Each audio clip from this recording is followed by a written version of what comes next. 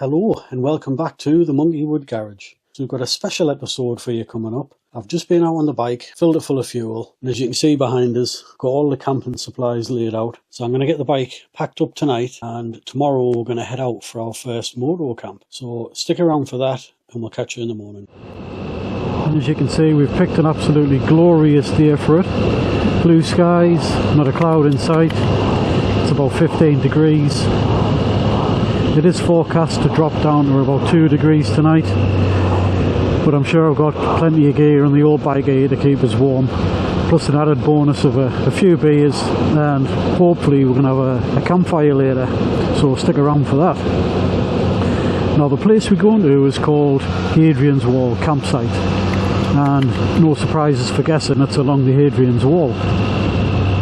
So the site itself's nestled between, I think it's the North Pennines and Kielder Forest, so it should be quite a scenic spot to stay for the night.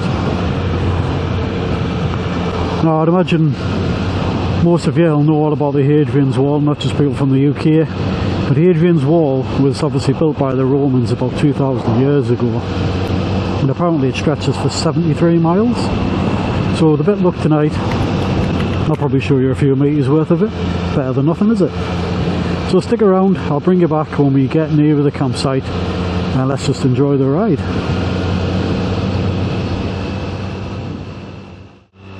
It looks like the campsite's just a mile or so up this road. There must be a sign around here somewhere.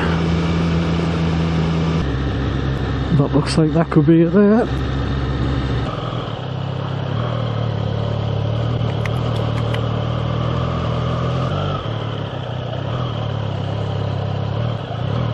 A bit of gravel, take it easy.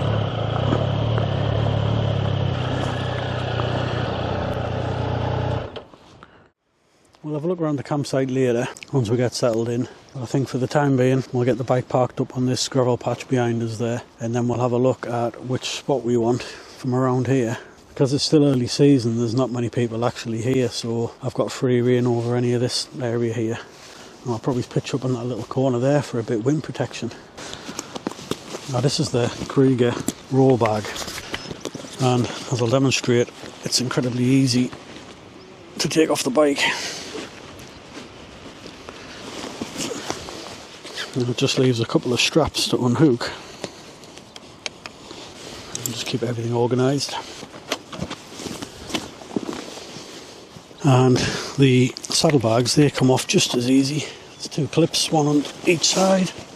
So if anybody's got a sports naked bike, this is evidence you can have a comfortable camp. There's no need for an adventure bike. Must admit, an adventure bike would make it a lot more comfortable, but where's the fun in that? Alright. Aye, not bad. You're filming? I'm going to be on and off, but don't worry, it'll only be pointing that way. Like. No, don't worry mate, it's absolutely no problem at all. Thought you'd come to do our sex tape for us. I'm joking.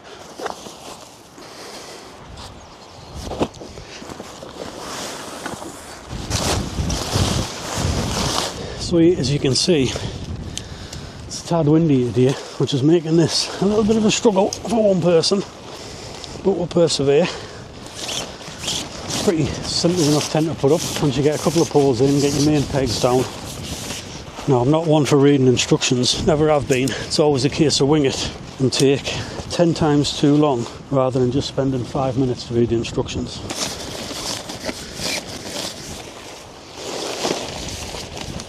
There you go, taking shape. We've just got to get the last couple of these poles in, so it was good fun. It's not even close. Right, now for the exciting part, hammering all the pegs. So I'll crack on with that and catch up with you in a sec. So that's the tent sorted.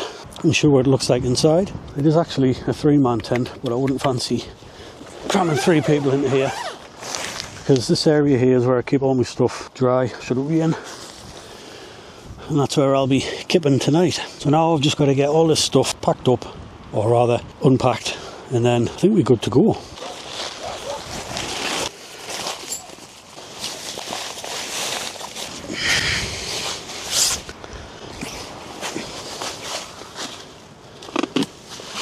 Now this airbed, which is a X-Bed brand, fantastic bit of kit, and it does stay up all night. The only problem is, that's how you inflate it. So you've got to do this for 365 days, and then eventually you can sleep on it. So there we have it, campsite set up. Let's have a quick look around. Little camping chair, we've got the table, and then we've now got most of the stuff put away. So all the empty bags, gear for the bike, obviously the important stuff, couple of beers, bits of food. Finally got the airbed put up, and then the view as we turn back around, really not bad at all. A little bit windy, but it's alright. And then we've got the added bonus of the bike just being parked there. Now, one quick thing that I forgot to mention, we've just had this delivered, which should come in handy for later on when it gets a bit colder. It's a little log burner and plenty of fuel for it, so let's get this shifted.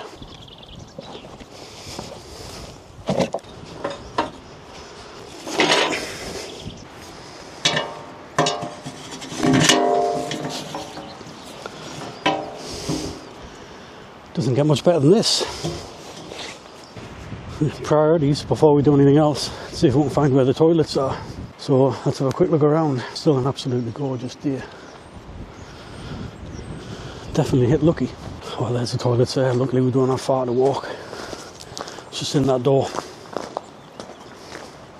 Well, I think after all that travelling, putting all this gear up, it's time for a coffee. Now I know it does seem a bit windy, but I think we'll be fine doing this inside the tent.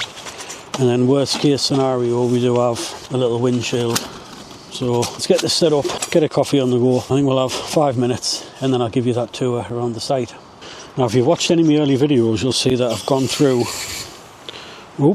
all the gear that I brought with us today, including this camping stove, which I haven't used for about a year. But yeah, if you're interested in any of the gear I brought, including the tent, everything you see, go back a few videos and you'll see I did a top 20 essential motor camping supplies. So it's worth a watch if you're thinking about going motor camping in the near future, because everything I've mentioned has been tested and tried, and again today, and so far, touch wood, everything's been spot on.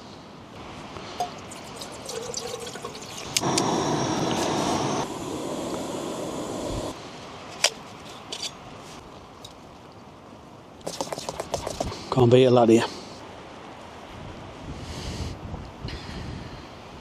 So while we've still got a few hours daylight, let's have a look around the campsite and see what this place is all about. So with it being early April, you can see the place is quite empty. I don't know how well you can see the hills and whatnot behind them trees. Really nice place. Let's keep going and see what we can find. So it looks like up this bank is just for motorhomes only.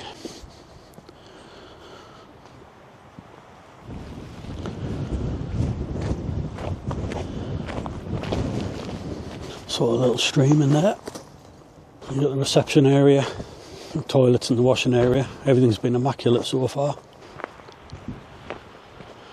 Quite an interesting looking camper van over there.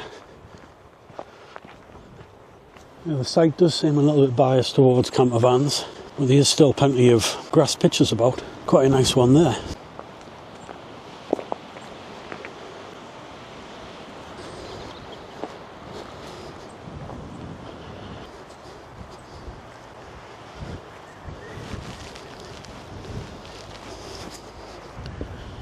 Ain't not bad, is it? Definitely think I'll come back here another time. So it's not the biggest campsite in the world, but at the same time it's quite spacious, good views, and everything I've seen has been immaculate. So you've got everything you need for a campsite. I think if you come in peak season, out of breath already, there's a little, I wouldn't say it's a cafe, but it's somewhere where they make sarnies, so I don't know if it's just made to order, like bacon and sausage sarnies. But let's head back to the tent.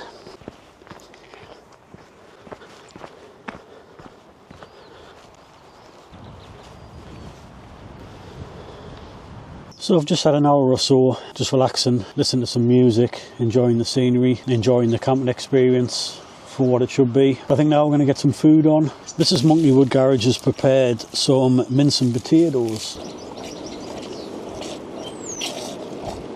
Well, let's see how it tastes. Spot on. It seems to be cooked right through. So one thing with mince, especially on campsites, Gotta have it with buns. Now, if there's anybody from Warburton's watching, you'll not find anybody anywhere who will endorse your buns more than I do. So if you're looking to sponsor a channel, give us a shout at Monkey Wood Garage.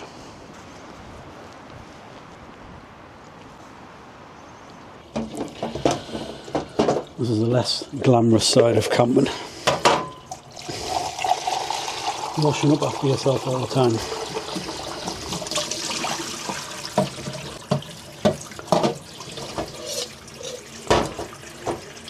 Well, as you can see, I've got every layer of clothing available to us on now. It is getting a bit nippy. The sun's still shining, but it's that wind. So I've got my special hat on with the light on, my waterproof coat and my waterproof trousers, if you can see them there. Well, it's starting to get a bit fresh now, so I think it's time to open a beer. Which is really, in my opinion, what camping's all about. Enjoying the scenery, enjoying the peace, and having a couple of beers. If that fire doesn't warm us up later on, I'm sure these will. Well, it looks like the sun's about to set now. Let's see what it looks like. Well, it's about to get dark in the next few minutes, so I think we're going to get this fire on the go. So let's see if we can get it started.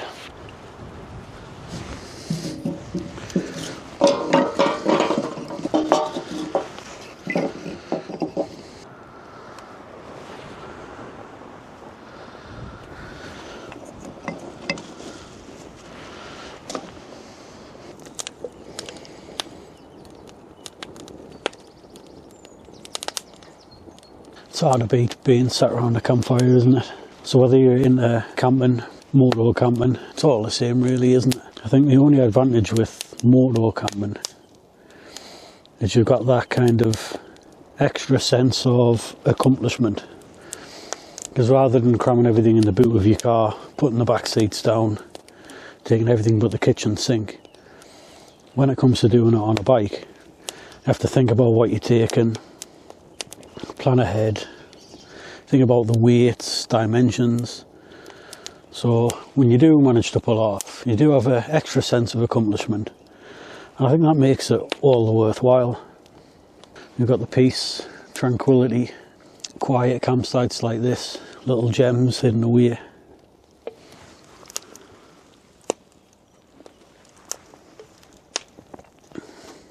Thankfully the wind's died down, so I don't think my tent's going to catch fire. The only downside to camping and having a few beers, at least when you get to my age, is that constant need to go to the toilet. I've only just been and I already need to go again. It's not quite dark enough just to go around the corner, if you know what I mean. But another thing I'd like to talk about is the YouTube channel. So I started up, I think it was 12th or 15th of Jan, so we're nearly 3 months in, and the channel itself's up to about 24,000 views, which is way more than I ever imagined would happen at this stage. It really just spurs me on to keep going. I mean, I'm doing this out of fun and enjoyment anyway, so having relative success for the age of the channel is just really a boost to keep going. I think the biggest problem for me is time. I've got a fairly intensive job, and trying to balance that with home life and trying to do one video a week is actually quite a struggle. Because one thing I've got my heart set on doing is each week trying to make a video that's better than the previous week, which is easier said than done, and it all takes more time. Oh, you boy.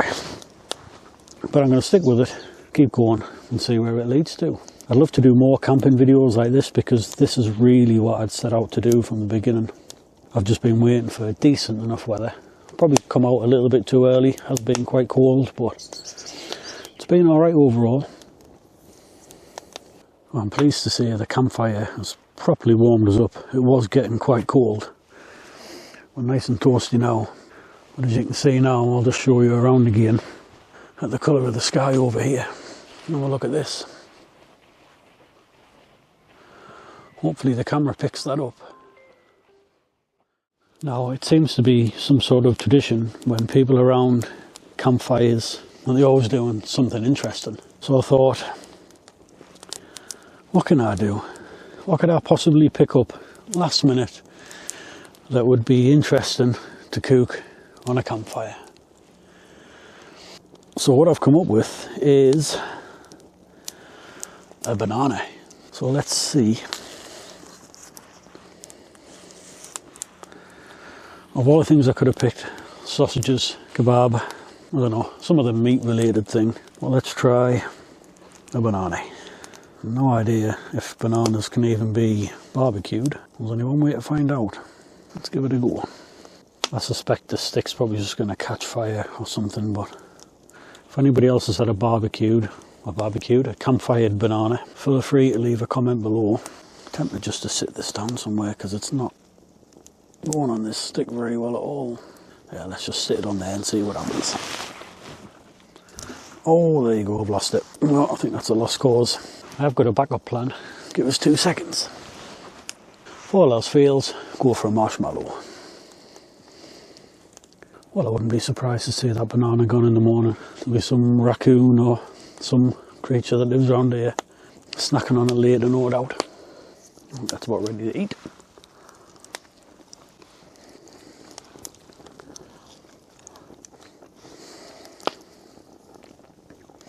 Still taste the banana. So I think I'm going to finish my beer, let this fire die out, and then call it a night. And we'll catch you in the morning.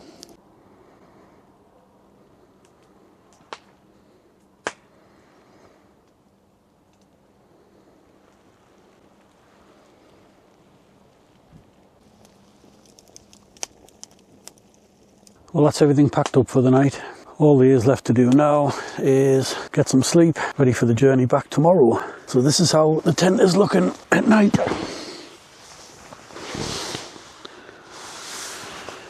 Should be cosy enough. It is predicted to be about -2, but I'm sure this summer sleeping bag will work its magic.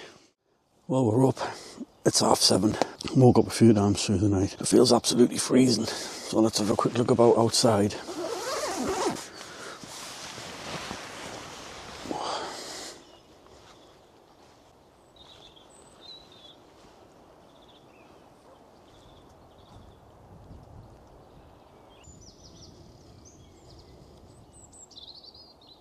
Well, I think all in all, it's been a successful camp. I don't think I need to invest in anything else for the next camp. Although I think, if anything, I need to look at a warmer sleeping bag. Now, the only problem with that is, the warmer the sleeping bag, the bigger the pack size. And I'm not exactly falling over space on the bike. So if there's any recommendations for a small pack size tent, that's maybe 4 seasons, certainly let us know in the comments below.